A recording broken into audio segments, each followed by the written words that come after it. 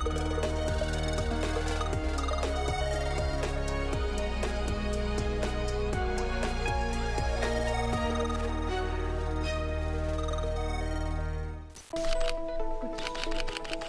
was the best possible deal, the European Commission said about the agreement on trade tariffs between the European Union and the United States. The vast majority of European products exported to the world's largest economy will have to pay 15% in customs duties. EU Decoded explains the impact of the imperative America First on the European economy.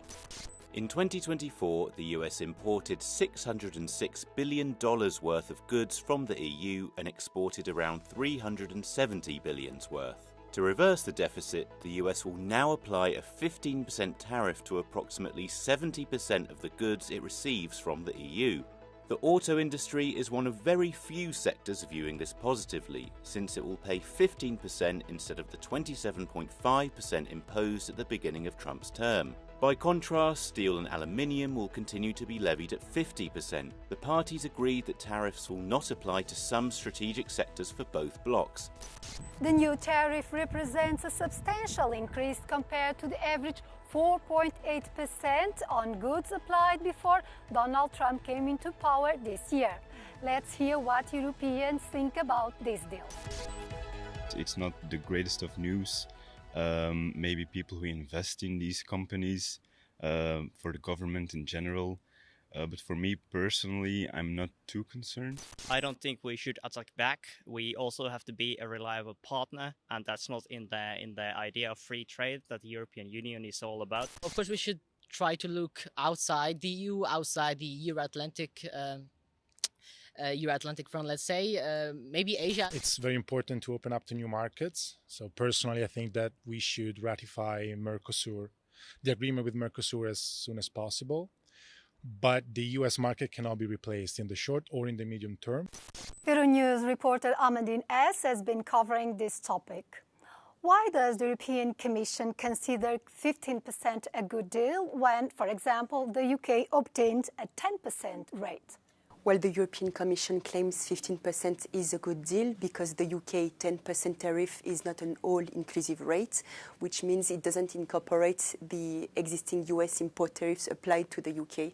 And another point is that the UK created preferential duty-free quotas for US beef and US ethanol, while the EU didn't make such concessions. What will be the impact on European Union's companies?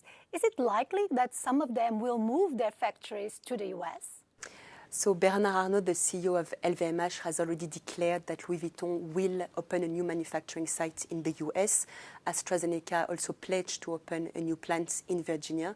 Now the economists we talked to were not convinced European companies will move their factories to the US on a large scale.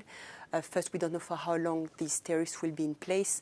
Donald Trump is known for being quite unpredictable. And second, companies producing in the US now have to pay more to import some of the inputs they need for their production. So it's another impediment. During the negotiations, the US president also asked for commitments from the EU on energy and arms purchases and more investment. How big are those commitments, and can the European Commission fulfill those promises? So the European Commission promised that European companies will invest at least $600 billion in the US by 2029. Now it's not really clear how it will happen because the European Commission cannot tell European companies where to invest.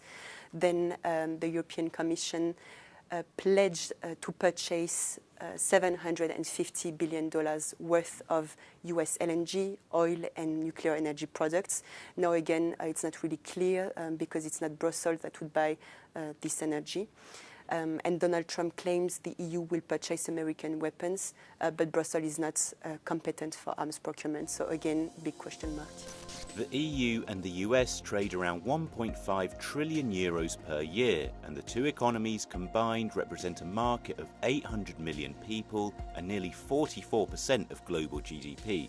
Despite being two economic giants, the EU has a more dependent political position due to US military protection within NATO. The reaction from several European leaders was quite lukewarm.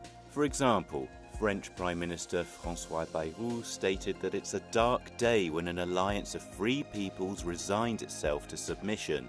His Dutch counterpart Dick Schoof said that no tariffs would have been better.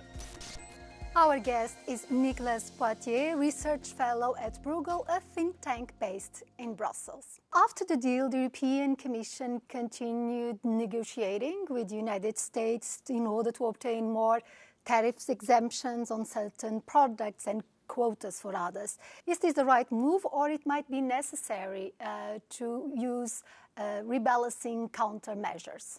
So far, the Europeans have shied away from this. They announced countermeasures with the intention also kind of to bring the United States to the negotiation table. I think if we would see countermeasures, they would really depend on basically to which extent this agreement will unravel. We could see something that's very limited and that's also really targeted on specific products where the pain is very big for the US, but relatively small for the EU.